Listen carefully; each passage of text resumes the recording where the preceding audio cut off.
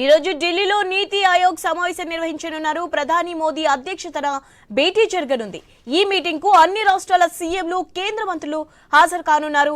2018 తర్వాత తొలిసారిగా సీఎం రేవంత్ నీతి ఆయోగ్ సమావేశానికి హాజరవుతున్నారు. ఈ భేటీలో తెలంగాణ రైజింగ్ 2047 విజన్ ను రేవంత్ ఆవిష్కరించనున్నారు.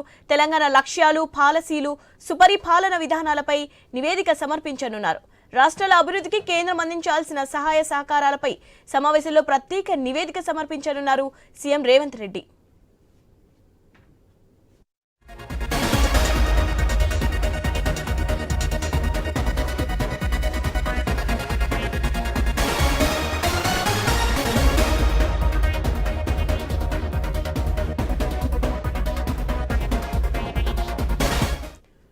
ఈ రోజు ఢిల్లీలో నీతి ఆయోగ్ సమావేశం నిర్వహించనున్నారు.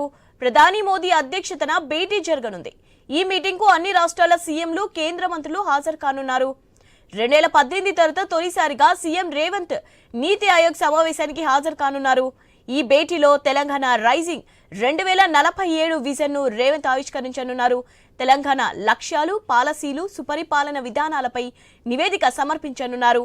రాష్ట్రాల అభివృద్ధికి కేంద్రం అందించాల్సిన సహాయ సహకారాలపై సమావేశంలో ప్రత్యేక నివేదిక సమర్పించనున్నారు సీఎం రేవంత్ రెడ్డి. రైట్, దీనిపై అప్డేట్స్ తెలుసుకుందాం. మా special correspondent Sunil phone line లో ఉన్నారు. సునీల్, అప్డేట్స్ ఏంటి?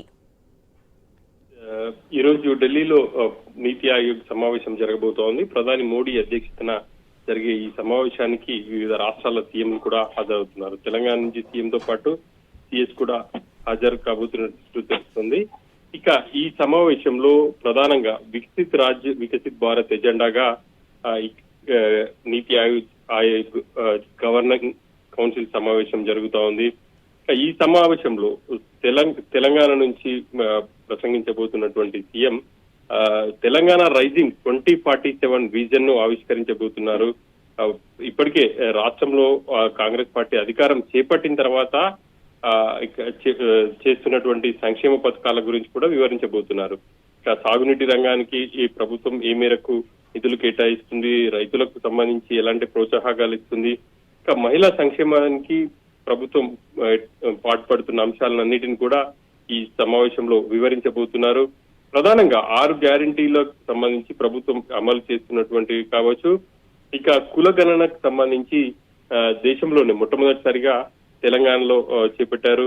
ఇక కేంద్రం కూడా జనగణనలో బాగా కులగణన చేస్తామని చెప్పేసి కూడా ప్రకటించింది. కానీ తెలంగాణలో చేసినటువంటి కులగణన ఏ ప్రాతిపదికన చేశారు అన్న అంశాన్ని సంబంధించి ఈ సమావేశంలో వివరించబోతున్నారు. అంతేకాకుండా అభివృద్ధికి సంబంధించి పెట్టుబడులు, మౌలిక వసతులకు సంబంధించి తెలంగాణ రైజింగ్ నినాదంతో ప్రభుత్వం ముందుకు వెళ్తా ఉంది. తెలంగాణ రైజింగ్ సంబంధించి ప్రభుత్వ లక్ష్యాలను కూడా వివరించబోతున్నారు.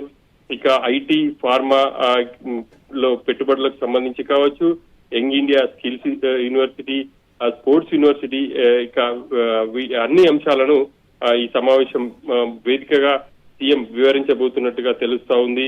$3 మిలియన్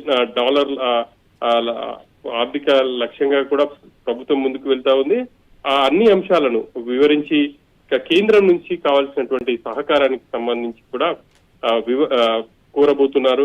ఈ వేదిక సంబంధించి తెలంగాణలో చేపడుతున్నటువంటి సంక్షేమం, అభివృద్ధి 2047 విజన్ ను ఆవిష్కరించమని కాకుండా కేంద్రం నుంచి రాష్ట్రానికి అవసరమైనటువంటి నిధుల విషయంలో కావచ్చు సహకారాన్ని కోరబోతున్నట్టుగా కూడా తెలుస్తా ఉంది. ఇక ఈ సమావేశంలో వివిధ రాష్ట్రాల సీఎంలు కూడా హాజరు కాబోతున్నారు. కాబట్టి తెలంగాణ మోడల్ ను ఆవిష్కరించే విధంగానే ఈ రోజు సమావేశంలో అక్కడ సీఎం పాల్గొనబోతున్నారు.